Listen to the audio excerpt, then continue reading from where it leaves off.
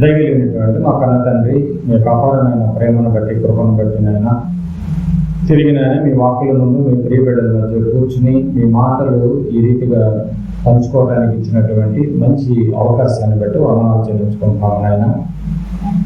మీ వాక్కుల్లోనికి మేము వెళ్తుండగా మీ సన్నిధి మాకు ఎంతైనా అవసరం కనుక నాయన, మరి ప్రారంభం నుంచి ముగింపు వరకు కూడా మీ సన్నిధి కాంతులు మాతో ఉంచి నడిపింప చేయండి. ప్రతి మాట అర్థం చేసుకునేటటువంటి విచక్షణ జ్ఞానాన్ని మా అందరికీ ప్రసాదింపచేయమని, మాట్లాడుతున్నటువంటి నాకు సమయమైన జ్ఞానాన్ని ప్రసాదింపచేయండి. మీ మాటలు ఎంతమంది అయితే అత్యాసక్తితో వింటున్నటువంటి ప్రతి బిడ్డలు వారి వారి బ్రతుకులను మీరు ఇచ్చినటువంటి వాక్కులతో సరిదిద్దుకునే మహాభాగ్యాన్ని మాకు మా అందరికీ కూడా ప్రసాదింపచేయమని మా ప్రభువును ప్రియరక్షకుడైన యేసుక్రీస్తు నామమున ఒక ప్రార్థన సమర్పించి అడిగి వేడుకుంటున్నాం తండ్రి, ఆమేన్. చేరువచ్చినటువంటి దేవుని పిల్లలందరికీ క్రీస్తు పేరు మరొకసారి వందనాలు తెలియజేసుకుంటున్నాను. చెప్పుడు మాటల వెనుక జీవితాన్ని పాడు చేసుకోకు అని దేవుడు మనకి ముందుగానే తెలియజేశాడు. ఈ విలువైనటువంటి మాటలను మనం జాగ్రత్తగా ఆలోచిద్దాం. ఎందుకంటే 100% బాగా ఆలోచిద్దాం. 100% ప్రజలు వారిలో ఉన్న ఒక చెడ్డ గుణం ఏంటి అని మనం ఆలోచన చేస్తే ఈ చెడ్డ గుణం ద్వారా అందరూ నష్టపోతున్నారని చెప్పవచ్చు.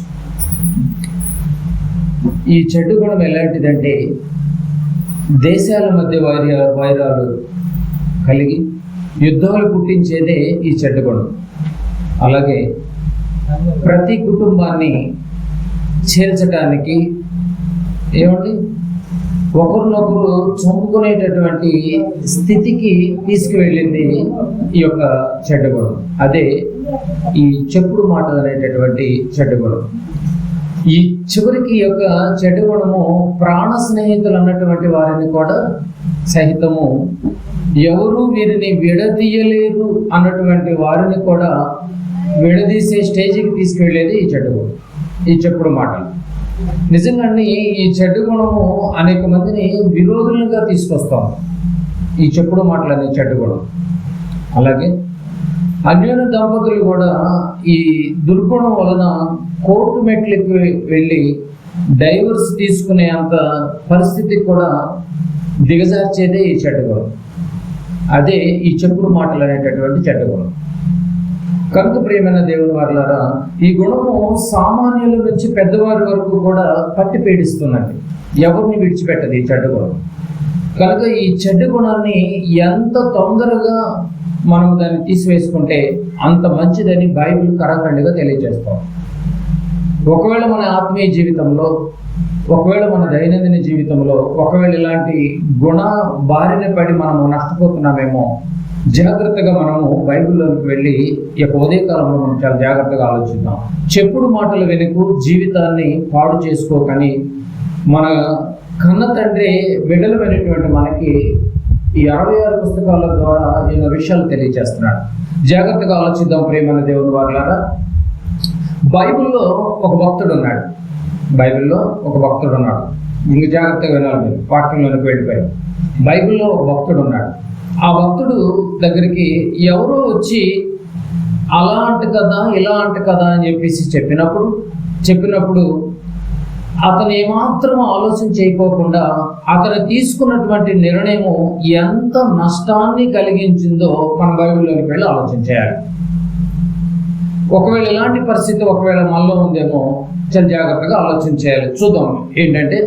సందర్భం ఏంటంటే దావీదు గారిని అతని కుమారుడే చంపాలని ప్రయత్నం చేస్తున్నాడు. బాగా వినాలి. దావీదు గారిని తన కుమారుడే చంపాలనే ప్రయత్నం చేస్తున్నటువంటి టైంలో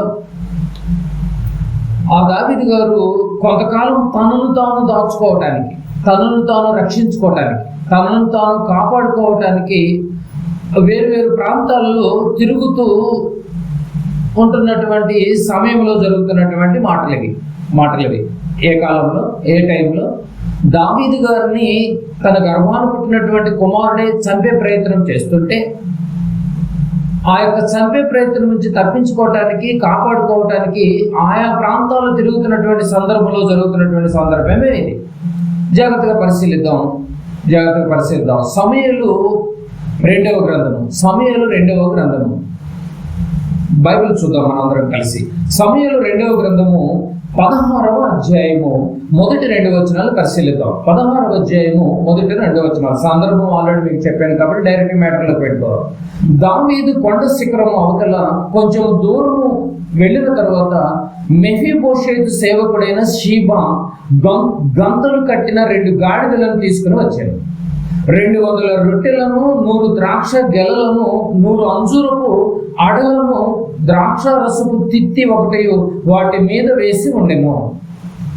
రాజు ఇవి ఎందుకు తెచ్చితివని షీబాను అడగగా, షీబా గాడిదలు రాజు ఇంటి వారు ఎక్కుటకును, గాడిదలు ఎందుకు తీసుకొచ్చాడో చెప్పాడు. రాజు ఇంటి వారు ఎక్కుటకును, రొట్టెలు అంజూరపు అడలను పనివారు తినుటకును, ద్రాక్ష రసము అరణ్యమందు అలసట నొంది వారు త్రాగుటకును తెచ్చి తిననగా. ఎవరెవరితో మాట్లాడుతున్నారు? దావీదు గారితో షీబా మాట్లాడుతున్నాడు. ఇవన్నీ నువ్వు నాకు ఎందుకు తీసుకొచ్చావు అని అంటున్నాడు. తీసుకొచ్చేటానికి దావీదు గారు ఏ పరిస్థితిలో ఉన్నాడు? ఆయా ప్రాంతాలను పట్టుకొని ప్రాణాన్ని కాపాడుకునే పరిస్థితుల మధ్య ఉన్నాడు.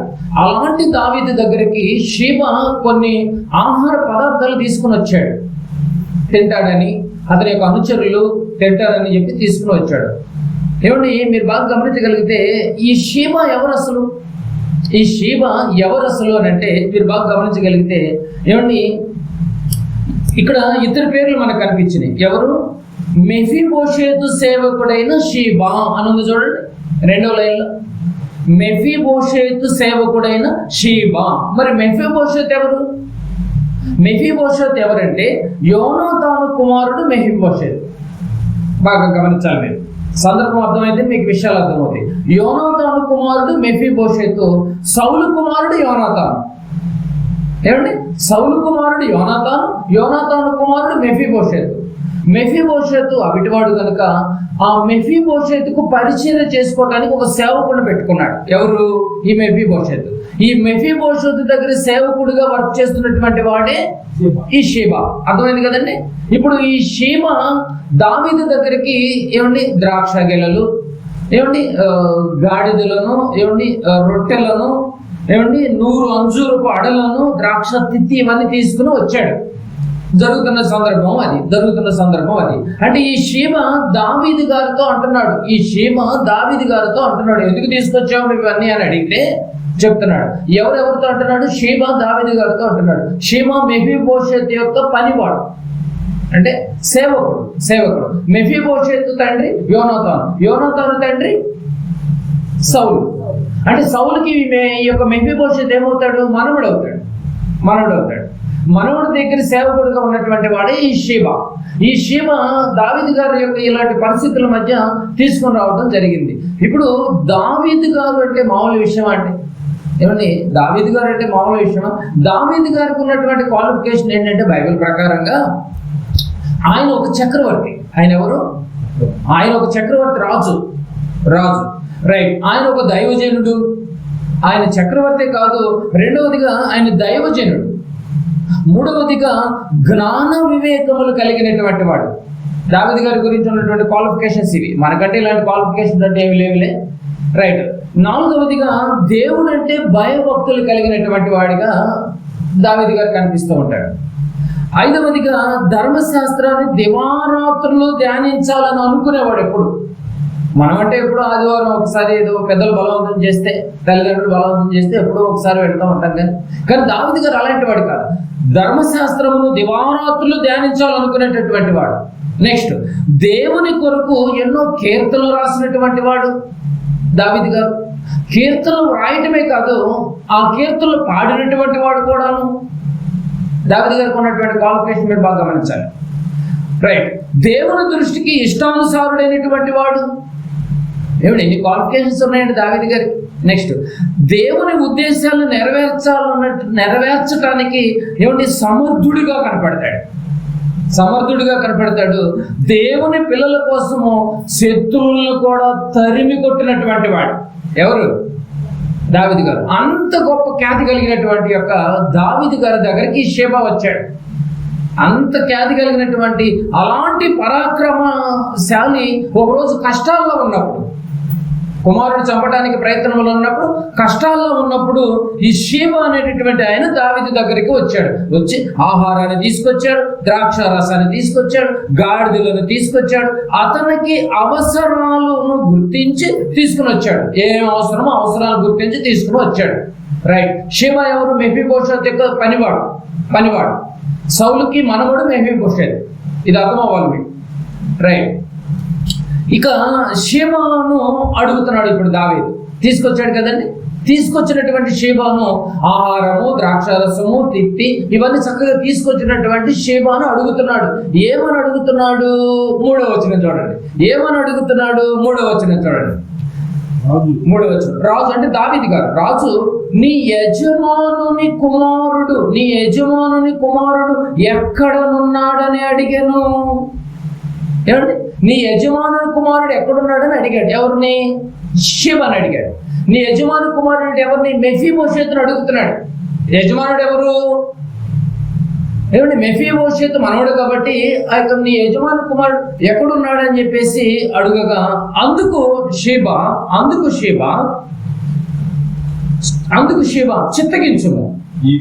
ఈ వేళ యజమాని గురించి మాట్లాడుతున్నాడు. మెఫీబోషెతు గురించి అడిగాడు దావీదు గారు. ఇప్పుడు మెఫీబోషెతు గురించి ఏం చెప్తున్నాడు? నువ్వు వచ్చావు కానీ మీ యజమానుడు ఏం చేస్తున్నాడని అడిగాడు. ఇప్పుడు షీబా ఏం చెప్తున్నాడు? ఈ పదం మీరు బాగా గమనించాలి. ఈ వేళ ఇశ్రాయేలీలు తన తండ్రి రాజ్యమును తనకు తిరిగి ఇప్పింతురనుకొని అతడు యెరూషలేములో నిలిచి ఉన్నాడనెను. తన తండ్రి రాజ్యం ఎవరు? మెఫీబోషెతు తండ్రి ఎవరు? యోనాతాను నాన్న ఎవరు? సౌలు. అంటే సౌలు యొక్క రాజ్యాన్ని మనవడికి ఇస్తాడేమో అన్నటువంటి ఆలోచనతో మెఫీబోషెతు ఆగిపోయాడు. రాజ్యం కొరకు ఎదురు చూస్తున్నాడు. పైగా ఆయన అవిటివాడు. రాజ్యం కొరకు ఎదురు చూస్తున్నాడు, లేకపోతే వచ్చేవాడు అని అన్నాడండి. పనివాడు చెప్పాడు మెఫీబోషెతు గురించి. నువ్వు వచ్చావు కానీ మెఫీబోషెతు రాలేదు ఏంటి అని అడిగితే చెప్తున్నాడు. ఏం మెఫీబోషెతు రాజ్యం కొరకు చూస్తున్నాడు, అవిటివాడైనా కానీ ఇశ్రాయేలు రాజ్యం. పదాలు మీరు బాగా గమనించాలి. ఈ వేళ ఇశ్రాయేలీయులు తన తండ్రి రాజ్యము తనకు తిరిగి ఇప్పింతురని ఇశ్రాయేల్ అందరూ కలిసి, అయ్యో మనవడే కదా సౌలు రాజ్యాన్ని ఇస్తాడేమో అని చెప్పి తిరిగి ఇప్పించుతురేమోనని ఆ ఆశతో రాజ్యం కొరకు ఎదురు చూస్తున్నాడు. అందుకు రాలేకపోయాడు అన్నాడండి.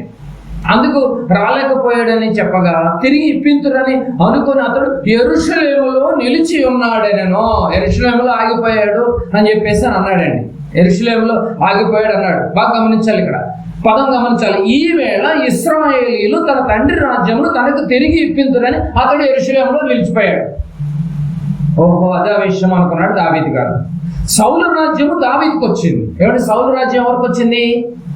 సౌలు రాజ్యం దావీదుకి వచ్చింది. ఇప్పుడు దావీదు ఏ పరిస్థితిలో ఉన్నాడు? ప్రాణాపాయ స్థితిలో ఉన్నాడు. అంటే దావీదు ప్రాణాపాయ స్థితిలో ఉన్నటువంటి ఈ క్రమంలో మరలా సౌలు మనవడైనటువంటి మెఫీబోషెతుకు రాజ్యాన్ని అప్పగించేస్తారు. దావీదు వచ్చి తీసుకునే పరిస్థితిలో ఎవరు లేడు. ప్రాణాపాయ స్థితిలో ఉన్నాడు కదా, ఖచ్చితంగా మెఫీబోషెతుకే వచ్చుద్ది రాజ్యం అని యెరూషలేములో ఆగిపోయాడని షీబా చెప్పాడు దావీదు గారికి. అర్థమవుతున్న సందర్భం షీబా చెప్పాడు. ఆహారాన్ని తీసుకొచ్చినప్పుడు అరణ్యంలో తిరుగుతున్నాడు, ప్రాణాలు కాపాడుకునేటటువంటి పరిస్థితిలో షీబా చెప్పినప్పుడు అప్పుడు అరే నిజంగా నా కోసం నువ్వు ఎంత ఆలోచన చేసావా అని ఎలాంటి నిర్ణయం తీసుకున్నాడో చూడండి. చూడండి. 4వ వచనం. అందుకు రాజు ఎందుకు రాజు ఆహార పదార్థాలన్నీ తీసుకొచ్చాడు. ప్రాణాపాయ స్థితిలో ఉన్నప్పుడు రాజును గమనించాడు. అయ్యో పాపం ఒంటరిగా ఉన్నాడు కదా అని చెప్పి తీసుకుని వచ్చాడు. తన యజమానుడు రాకపోయినప్పటికీ కూడా, యజమానుడు రాజ్యం కోసం ఆకాంక్షతో ఉన్నప్పుడు కూడా, ఆశతో ఉన్నప్పుడు కూడా తన పనివాడు గుర్తించాడే కానీ నన్ను ఇదిగో మెఫీబోషెతు నన్ను గుర్తించలేదు కదా అని ఏమంటే రాజు ఏమన్నాడో చూడండి. ఎలాంటి నిర్ణయం తీసుకున్నాడో చూడాలి మీరు. అందుకు రాజు మెఫీబోషెతునకు కలిగినదంతయు.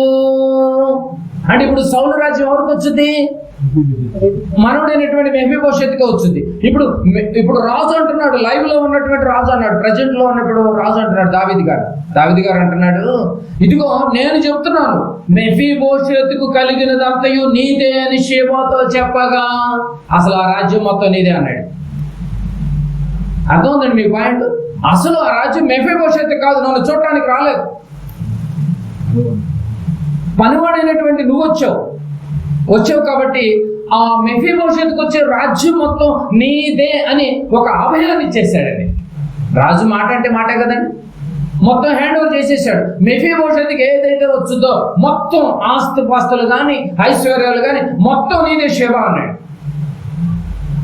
అదే అన్నాడు చూడండి, 4వ వచనం మళ్ళీ చూడండి. అందుకు రాజు మెఫీబోషెతునకు కలిగినది అంతయు ఉంది చూడండి, అంతయు అని అన్నాడు చూడండి. కలిగినది అంతయు నీదే అని షేబాతో చెప్పగా, నీదే షేబాతో చెప్పగా, నా ఏలినవాడా రాజా. ఏం మాట్లాడుతున్నాడండి? నా ఏలినవాడా రాజా, నీ దృష్టి యందు నేను అనుగ్రహము పొందునుగాక, నేను నీకు నమస్కారము చేయుచున్నాను అని. సందర్భం అర్థమైంది కదండి. అదండి, ఎవరెవరితో మాట్లాడారో తెలిసిపోయింది. ఎవరెవరు రాజ్యం కోసం ఎదురు చూస్తున్నారు అన్న సంగతి షేబా చెప్పాడు. ఓహో, అలా జరుగుతుందా? అయితే నువ్వు నా కోసం, నా గురించి ఎంతగా ఆలోచన చేసావో కానీ ఇదిగో రాజు ఒక డెసిషన్ తీసేసుకుని ఒక మంచి వరాన్ని ఇచ్చేసేసాడు. రాజు వరాన్ని ఇచ్చేసాడంటే ఇంక కొదవేముంది? రాజే వరాన్ని ఇచ్చేసాడు. ఏం చెప్పినందుకు?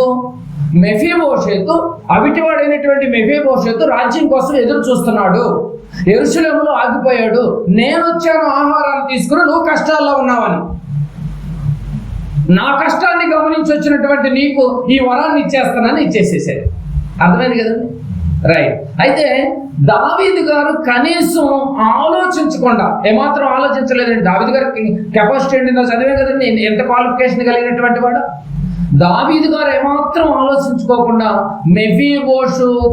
మెఫీబోషెతు రాజ్యాన్ని, ఆస్తిని, ఏదైనా కావచ్చు, అదంతా నేను నీకు ఇచ్చేస్తున్నాను అని అన్నాడండి. ఏమంటే ఇచ్చేసాడు కదా. ఇది ఎంతవరకు న్యాయం అంటారు? ఇది రైట్ అని అంటారా? అలా ఇచ్చేయచ్చు అంటారా? రాజైనప్పుడు కూడా అలా ఇచ్చేయచ్చు అంటారా? అలా ఆలోచించుకోకుండా ఇచ్చేయచ్చు అంటారా? చెప్పండి మీరు. అన్నీ తెలిసినటువంటి వాడు, దేవుని చిత్తాన్ని ఎరిగినటువంటి వాడు, పరాక్రమశాలి, అన్ని తెలిసినటువంటి ఈ దావీదు గారు నిజంగా ఏమాత్రం ఆలోచించుకోకుండా మెఫీబోషెతుకు వచ్చే రాజ్యాన్ని, ఆస్తిపాస్తుల్ని, ఏదైతే వస్తుందో అది మొత్తాన్ని తీసుకెళ్లి షేబాకి హ్యాండ్ ఓవర్ చేస్తాడండి. ఇది ఎంతవరకు రైటు? ఏమాత్రం ఆలోచించలేదు. బాగా గమనించాలి. ఇక్కడ అన్నీ తెలిసినటువంటి వాళ్ళు మిస్టేక్ ఎలా బయటపడుతుందో మీరు బాగా గమనించాలి. దావీదు గారికి అన్నీ తెలుసు కదండి. ఏం మిస్టేక్ చేశాడో తెలుసా అండి? ఇప్పుడు 19వ అధ్యాయానికి రండి. 19వ అధ్యాయానికి రండి, పక్కనే ఉంటుందండి 19. ఈ 16వ అధ్యాయము 4వ వచనం మీరు బాగా మైండ్లో పెట్టుకోవాలి. ఏమేమి ఇచ్చాడు అన్నది అదంతా నీకు ఇచ్చేస్తున్నాడు కదండి. ఇప్పుడు 19వ అధ్యాయానికి రండి. ఆ షేబా చెప్పింది నిజమే అంటారా? ఏ రోజున మీరు గమనించారా? షేబా చెప్పింది నిజమేనా? మెఫీబోషెతు రాజ్యం కొరకు ఎదురు చూస్తున్నాడు, యెరూషలేములో ఆగిపోయాడా? షేబా చెప్పింది నిజమా కాదా? ఇది ఎంతవరకు వాస్తవం అని అన్నీ తెలిసినటువంటి వాడు ఆలోచించకుండా వరాన్ని ఇచ్చేశాడు. ఇది నిజమా కాదు ఇప్పుడు మళ్ళీ మనం బైబిల్లోనే చూడాలి. నిజమో కాదు ఇప్పుడు మనం బైబిల్ చూడాలి. చెప్పుడు మాటలే కదండి, కేవలం చెప్పుడు మాట పెట్టే కదండి వరాన్ని ఇచ్చింది. షేబా చెప్పాడు, దావీదు గారు ఇచ్చేశాడు. కేవలం చెప్పుడు మాటలు. ఇప్పుడు ఒక రోజు ఏం జరిగిందో ఒకసారి చూడండి. 19వ అధ్యాయము 2వ సమూయేలు గ్రంథము 19వ అధ్యాయము 24వ వచనాన్ని మనం పరిశీలిద్దాం. బాగా గమనించాలి. 24వ వచనం. 24వ వచనంలో ఏం జరిగిందో ఒకసారి చూడండి. 19:24. మరియు సౌలు కుమారుడకు మెఫీబోషెతు రాజును ఎదుర్కొనుటకు వచ్చెను. సౌలు కుమారుడకు మెఫీబోషెతు అంటే సౌలు కుమారుడు యోనాతాను కుమారుడు మెఫీబోషెతు. ఈ మెఫీబోషెతు దావీదు రాజు అయినటువంటి రాజును ఎదుర్కోవడానికి వచ్చాడండి. ఇప్పుడు వచ్చేసాడు. ఏం జరిగిందో మీరు బాగా గమనించాలి. ఇప్పుడు రాజు అంటే దావీదు గారు రాజు పారిపోయిన దినము మొదలుకొని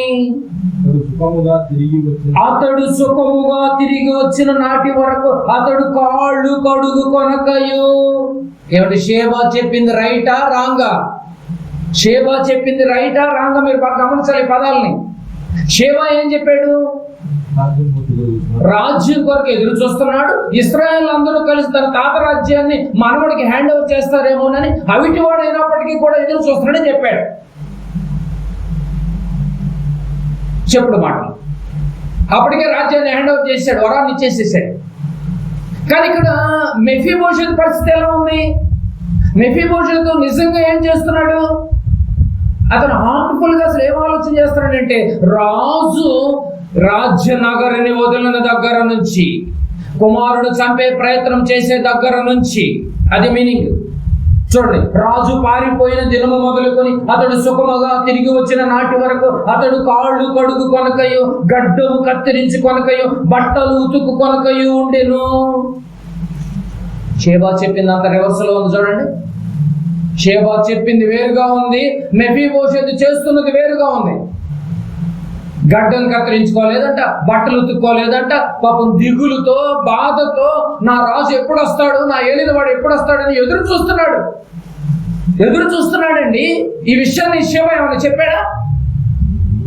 25వ వచనం. చెప్పుడు మాటలు ఎంత డేంజర్గా మీకు తెలియాలి. ఈ విషయాలు ఎందుకు రాశాడు మీకు అర్థం కావాలి. ఈ చెప్పుడు మాటలతో కుటుంబాలు నాశనం అవుతున్నాయి, సంఘాలు నాశనం అయిపోతున్నాయి. 25వ వచనం. రాజును ఎదుర్కొన్నట్టుకై అతడు యెరూషలేమునకు రాగా, రాజును ఎదుర్కోవటానికి అతను యెరూషలేమునకు రాగా, రాజు మెఫీబోషెతు ఎవరెవరిని ఎదుర్కొన్నారు? ఇప్పుడు మెఫీబోషెతును దావీదు కలిశాడు. ఇప్పుడు మెఫీబోషెతును దావీదు కలిశాడు. యెరూషలేము వచ్చాడు మళ్ళీ దావీదు గారు. వచ్చిన వెంటనే మెఫీబోషెతును కలిశాడు. ఏమంటున్నాడు చూడండి, మెఫీబోషెతు, నీవు నాతో కూడా రాకపోతివేమని అతను అడిగాను. ముఖాముఖిగా అడిగాడు. ఎందుకు నువ్వు నాతో రాలేదు? నేను పారిపోయినప్పుడు నేనంటే నీకు ఇష్టం కదా, ఎందుకు నువ్వు రాలేదని అంటే, మెఫీబోషెతు నువ్వు ఎందుకు రాలేదని అంటే, అందుకతడు ఏమన్నా 26వ వచనం. అందుకతడు, నా ఏలినవాడ రాజా, నీ దాసుడు అనేటువంటి నేను కుంటివాడను. హ్యాండిక్యాప్డ్ పాపం మెఫీబోషెతు, హ్యాండిక్యాప్డ్. నేను కుంటివాడను గనుక గాడిద మీద గంత కట్టించి ఎక్కి రాజుతో కూడా వెళ్ళిపోదునని నేను అనుకొనగా, ఏమిటి గాడిదని పిలిపించాడు, గంతలు కట్టించాడు, నేను కూడా ఎక్కి రాజు ఎటేంతో వెళ్ళిపోదామని చెప్పేసి అన్ని రెడీ అయిపోయాడట. ఆ పారిపోయిన రోజు రెడీ అయ్యాడట. అనుకోనగా, పదం కరెక్ట్గా చూడాలి. వెళ్ళిపోదునని నేను అనుకోనగా నా పనివాడు నన్ను మోసము చేశాను. ఉన్నాయండి, వదిలేసి వెళ్ళాడు, చెప్పకుండా వెళ్ళిపోయాడు. వెళ్ళిపోయి అక్కడేం చెప్పాడు? రాజ్యం కోసం ఎదురు చూస్తున్నాడు, నీవంటే ఒక ప్రేమ లేదు, పాడు లేదని చెప్పాడు. చెప్పుడు మాటలు అన్ని తెలిసినటువంటి వాడు, దేవుని ఇష్టానుసారుడైనటువంటి మనుషుడు, భయభక్తులు కలిగినటువంటి వాడు, శత్రువులు తరిమి కొట్టినటువంటి వాడు, అతనికి ఇచ్చినటువంటి జీవితంలో ఆయా తరాలలో అందరికి సేవ చేసినటువంటి వాడే, అన్ని తెలిసినటువంటి వాడే మిస్టేక్ చేశాడు. కేవలం చెప్పుడు మాటలు.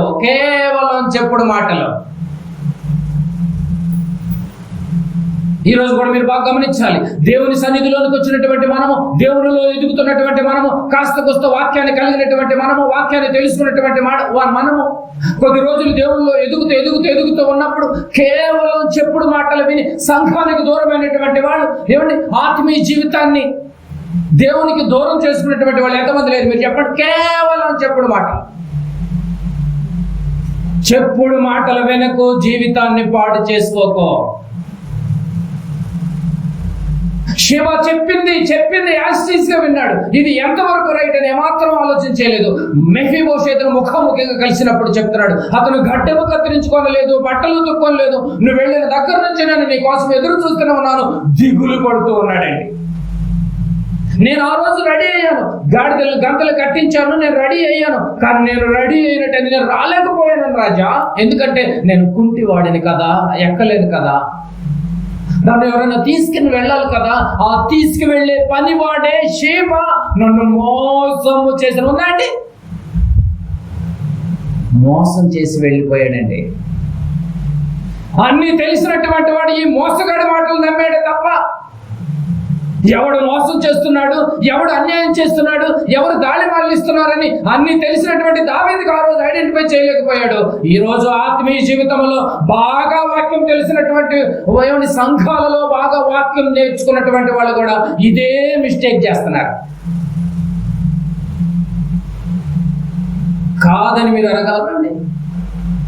ఆ సందర్భాలు మనకి ఇప్పుడు ఎందుకు చెప్తారు? ఎందుకు చెప్పుడు మాటలతో జీవితాన్ని నువ్వు పాడు చేసుకుంటున్నావు? ఎందుకు చెప్పుడు మాటలతో జీవితాన్ని పాడు చేసుకున్నావు? ఎందుకు? 26వ వచనం, అందుకు నా ఏలినవాడ రాజా, నీ దాసుడైన నేను గుడ్డివాడను కనుక గాడిద మీద గంత కట్టించి ఎక్కి రాజుతో కూడా వెళ్ళిపోతుందని నేను అనుకున్నాను రోజు. అనుకొనగా నా పనివాడు నన్ను మోసము చేశాను. నీ మోసం చేసేవాడు నీ పక్కనే ఉంటాడు. వాడు వినడు, వినేవాడిని విననివ్వడు. వాడు వెళ్ళడు, వెళ్ళేవాడిని వెళ్ళనివ్వడు. వాడు దేవుని కార్యక్రమాలు చేయడు, చేసేవాడిని చేయనివ్వడు. వాడు నీ పక్కనే ఉంటాడని నువ్వు గమనించాలి. షేబాలాగా ఇలాంటి వాళ్ళని నువ్వు ఐడెంటిఫై చేయలేవు. ఇలాంటి మీకు ఎక్కువ. మీకు 27వ వచనం చూడండి. షేబా నీ దాసుడనైన నన్ను గూర్చి, షేబా నీ దాసుడనైన నన్ను గూర్చి నా ఏలిన వాడవు రాజువునకు నీతో అబద్ధమాడెను. షేబా ఏం చేశాడు? అబద్ధమాడాడు. చూసారు? అబద్ధాలు మాటలు నమ్ముతున్నారండి ఈరోజు. ఆ సహోదరుడు ఇట్లా అన్నాడు, ఈ సహోదరుడు అన్నాడు, ఆ అక్క ఇట్లా అంది, ఈ అక్క అన్నాడు. నువ్వు ఇంకెందుకు వెళ్ళడం? ఎందుకు? కేవలం చెప్పుడు మాటలు, కేవలం అబద్ధాలతో నీ ఆత్మీయ జీవితానికి గండి పడేటట్టు చేసుకున్నావు. చూసుకోండి, అన్ని తెలిసినటువంటి వాడే రాజు కూడా ఏం ఆలోచన చేయకోకుండా వరం ఇచ్చి పడేసేసాడు. ఈరోజు అన్ని తెలిసినటువంటి వాడే ఏమాత్రం ఆలోచన చేయకోకుండా సంఘానికి దూరం అయిపోతున్నారు. కాదా లేదా మీరు చెప్పాలి. ఇప్పుడు దావీదు గారి గురించి ఎన్ని క్వాలిఫికేషన్ ఎందుకు చదివించాను ఇప్పుడు అర్థమవుతుంది కదండి. మాకంతా వాక్యం తెలుసు అంటారు కదండి చాలా మంది సంఘాల్లో. ఇదే జరుగుతుంది. షేబా అబద్ధం ఆడాడు. మెఫీబోషెతు సిద్ధంగానే ఉన్నాడండి. సిద్ధంగా ఉన్నటువంటి వాడిని కూడా ఆపేశాడు ఆ రోజు షేబా. ఈ రోజు ప్రార్థనలకు రావడానికి సిద్ధంగా ఉన్నటువంటి వాళ్ళు కూడా సంఘాల్లో ఆపేసే వాళ్ళు చాలా మంది ఉన్నారు.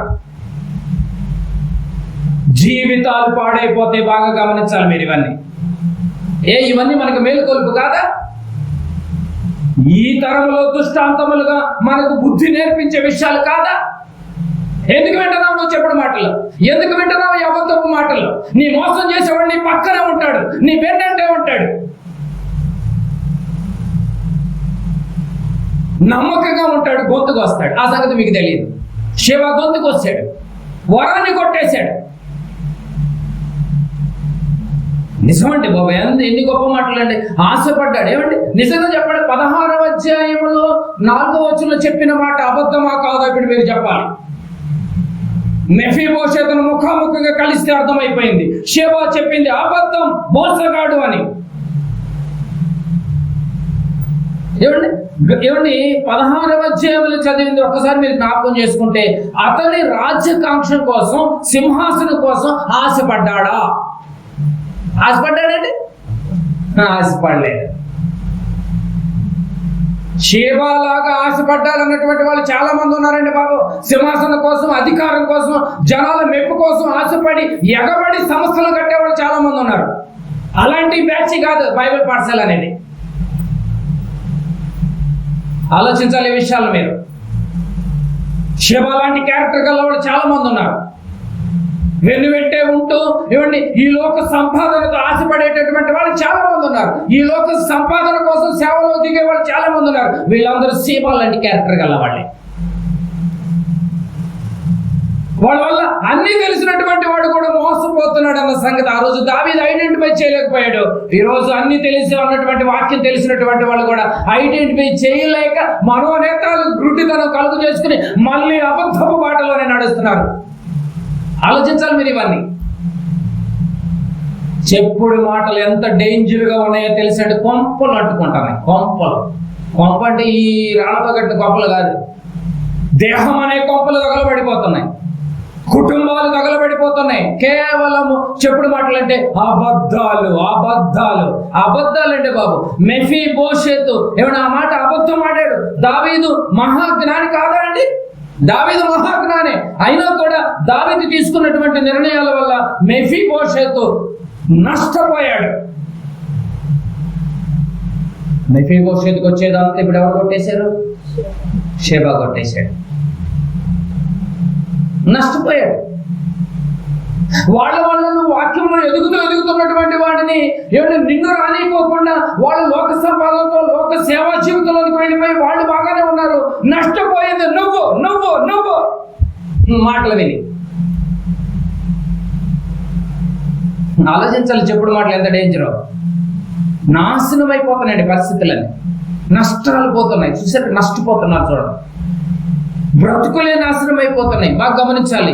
మెఫీబోషెతు ఇష్టపడినటువంటి స్థితిలో మంచి బంధాన్ని కలిగినటువంటి వ్యక్తి అండి. రాజును దావీదును మెఫీబోషెతు మంచి అటాచ్మెంట్ కలిగినటువంటి వ్యక్తులు. వీళ్ళని విడదీసింది షేబా విడదీశాడు. ఎవడో థర్డ్ పర్సన్ వచ్చి చెప్పగానే దావీదు నమ్మేశాడు. అంతే కదండి, ఎవడో థర్డ్ పర్సన్ వచ్చి చెప్పగానే దావీదు నమ్మేసేసాడండి బాబు, నమ్మేసేసాడు. ఇంకా చూడండి 27 నుంచి షేబా నీ దాసుడైన నన్ను గురించి నా ఏలిన వాడవగు రాజునకు నీతో అబద్ధమాడను. అయితే నా ఏలిన వాడవగు రాజుకు నీవు దేవదూత వంటి వాడవు. ఇప్పుడు మాటలు కరెక్ట్గా వస్తున్నాయి కదండి. నీ దృష్టికి ఏది అనుకూలమాయనో దాన్ని చేయము. 28 నా తండ్రి ఇంటి వారందరూ నా ఏలిన వాడవకు రాజునకు నీ దృష్టికి మృతుల వంటి వారై ఉండగా నీవు నీ బల్ల యొద్ద భోజనము చేయి వారిలో నీ దాసుడు నన్ను చేర్చితివి. కాబట్టి ఇకను రాజనైన నీకు మొర్రపెట్టుటకు నాకేమి న్యాయమని అనగా 29 రాజు నీ సంగతులను నీవిక ఎందులకు ఎత్తేదో. నీ సంగతులు ఇంకెందుకు ఎత్తుతావు నాకు అర్థమైపోయింది. మెఫీబోషెతు గురించి అర్థమైపోయిందంట దావీదు గారికి. ఎందుకు ఇంకెత్తుతావు? ఎత్తేదవు. నీవును షేబాయును భూమిని పంచుకొనుడని నేను ఆజ్ఞ ఇచ్చి తిని కదా నేను. అందుకు మెఫీబోషెతు నా ఏలిన వాడవకు నీవు నీ నగరికి తిరిగి క్షేమముగా వచ్చి ఉన్నావు గనుక అతడు అంతయు తీసుకొని వచ్చాను. నువ్వు క్షేమంగా నగరికి వచ్చావు, అంతే చాలు నా జీవితం అన్నాడు. మెఫీబోషెతు ఎంత మంచివాడో చూడండి మీరు. కనుక ఒక అబద్ధం చెప్పుడు మాటల వలన అన్యాయపు నిర్ణయాలు తీసుకున్నాడా లేదా మీరు చెప్పాలి. ఇప్పుడు కేవలం చెప్పుడు మాటలు, కేవలం అబద్ధం వలన అన్యాయపు నిర్ణయాలు తీసుకోవటం వల్ల ఇలాంటి సందర్భాలు బైబిల్లో చాలా ఉన్నాయి. ప్రియమైన దేవుని వల్ల ఇలా ఎన్నో కుటుంబాలు విడిపోవటం జరుగుతుంది. ఎన్నో సంఘాలు చిన్న భిన్నం అయిపోతున్నాయి ఈరోజు చెప్పుడు మాటలు, కేవలం చెప్పుడు మాటలకే. ప్రసంగి గ్రంథం 7వ అధ్యాయం. ప్రసంగి గ్రంథము 7వ అధ్యాయం. ప్రసంగి గ్రంథము బైబిల్ చూడాలి ప్రియమైన దేవుని వారల. మీరు బైబిల్ మీకు చూడటమేమో అలవాటు లేదు, మీకు నడిపించడం అట్లా అలవాటు చేశారు. ప్రసంగి గ్రంథము 7వ అధ్యాయము 21వ వచనం. ఇక నుంచి నేను చెప్పుడు మాటలు ఆపేసేయండి, వినటం ఆపేసేయండి, జీవితాలు పాడు చేసుకోకండి. 7:21 చూడండి. నీ పనివాడు నిన్ను శపించుటకు నీకు వినబడకుంటున్నట్లు చెప్పుడు మాటలు లక్ష్య పెట్టకము ఉందా అండి? జ్ఞాని అనేటువంటి సొలొమోను గారు చెప్పాడు, చెప్పుడు మాటలు అసలు నువ్వు చెవితో అక్కడ తీసుకోవద్దంటే అసలు దానికి ఉల్టా చేస్తున్నావు చూడ. మనం అంతా చెప్పుడు మాటలు అంటే ఎంత ఇష్టం అంటే కూర్చొని చెప్పించుకుంటామండి. నిజమా కాదా మీరు చెప్పాలి. ఏం జరిగిందో ఫస్ట్ నేను చెప్పాలి మొత్తం. చెప్పుడు మాటలు అంటే చెవు కోసుకుంటారంట. లోకంలో సామెత కూడా ఉంది, చెప్పుడు మాటలకు చెవి కోసుకుంటారంట. కానీ నీ జీవితం నాశనం అయిపోతుందో తెలియదు. అసలు ఏ మాటలకు నువ్వు ఎంకరేజ్ చేయొద్దు. అసలు సొలొమోను గారు చెప్పాడు, నీ పనివాడు నిన్ను శపించుటకు నీకు వినబడుకుంటున్నట్లు. నీ పనోడు నేను తిట్టేటట్టుగా చేసుకోగలను నువ్వు ఆళ్ళ మాటలు. ఎందుకంటే చెప్పుడు మాటలు లక్ష్య పెట్టకము. ఇద్దరు కలిసి మాట్లాడుకుంటున్నప్పుడు మూడో వ్యక్తి గురించి ఎత్తారు అనుకోండి ఎవరైనా, ఇమీడియట్ గా ఆపేసేసి దయచేసి ఎత్తగదు, ఇంకెప్పుడు ఇంక మూడో వ్యక్తి గురించి ఎత్తవద్దు, దయచేసి రావద్దు అని చెప్పి అది మెల్లమెల్లగా మొక్కగా మారే కూర్చుంటది. చెప్పుడు మాటలు ఎంత డేంజర్. మహాజ్ఞాని అయినటువంటి దావీదు గారే చెప్పుడు మాటలకి సరెండర్ అయిపోయాడు. చెప్పుడు మాటలకి చెవి కోసుకుంటారు చాలా మంది, అప్పుడు చెవులు బాగా పనిచేస్తాయి మనం. సొలొమోను గారు కూడా అదే అంటున్నాడు చూడండి, చెప్పుడు మాటలు దయచేసి లక్ష్య పెట్టొద్దు, జీవితాలను పాడు చేసుకోవద్దు. నీ దాసుడు నిన్ను శపించుటకు నీకు వినబడకున్నట్టు చెప్పుడు మాటలు లక్ష్య పెట్టొద్దు. బాగా గమనించాలి, ఇప్పుడు వరకు విన్నటువంటి మాటలు బట్టి ప్రియమైన దేవుని వారలారా, మెఫీబోషెతుకి దావీదు ఎదురు పడితే గాని వాస్తవం తెలియలా, అంతే కదండి. మెఫీబోషెతు దావీదు ఎదురు పెడితే గాని వాస్తవం తెలియలేదు. ఏది నిజమో ఏది అబద్ధమో తెలియకుండానే, ఏమండి, ఏది నిజమో ఏది అబద్ధమో తెలియాలి అంటే షేబాని మెఫీబోషెతుని ఒక పక్క, దావీదు గారిని ఒక పక్క కూర్చోబెట్టి కడిగితే అర్థమైపోయింది ఆ రోజు. అర్థమైంది కదండి. షేబాని మెఫీబోషెతుని ఒక పక్క కూర్చోబెట్టి దావీదుని ఇక్కడ కూర్చోబెడితే చెప్పేటోడండి నా మాటలు. మనం అట్ట కూర్చోబెట్టాం ఈ మాటలు. అలా నిజంగా అండి ఒక పక్క కూర్చోబెడితే తెలిసిపోయి దావీదు ఎంత నిర్ణయాలు తీసుకున్నాడు చూడండి. కేవలం చెప్పుడు మాటలు. దయచేసి ఇప్పటి నుంచి అయినా చెప్పుడు మాటలు వినొద్దు, మీ జీవితాలను పాడు చేసుకోవద్దు. చెప్పుడు మాటలు ఎంత డేంజర్గా ఉన్నాయి చూడండి. బైబిల్లో ఒక సందర్భమే చూసాం మనం. షేబా చెప్పింది ఒకటిగా ఉంది అక్కడ, మెఫీబోషెతును డైరెక్ట్గా ఎదుర్కొన్నప్పుడు ఇంకొకలాగా ఉంది కదండి. ఇక ఈ సందర్భాలు మనకెందుకు చెప్తారంటే, మీరు కూడా ఇలాగే తప్పుడు నిర్ణయాలు తీసుకుంటారేమో, జాగ్రత్త. మీ ఆత్మీయ జీవితం దెబ్బతింటుంది, మీ కుటుంబాలు పతనం అయిపోతాయి. ఏమంటే చెప్పుడు మాటలకే కదండి కుటుంబాలు నాశనం అయిపోతుంది. భార్యాభర్తలు విడిపోతుంది కూడా కేవలం చెప్పుడు మాటలకి. యుద్ధాలు జరుగుతుంది చెప్పుడు మాటలకి. ఇది ఒక భయంకరమైనటువంటి చెడ్డ గుణం. ఇది ఒక పెద్ద చెడ్డ గుణం అండి. బాగా ఆలోచించాలి.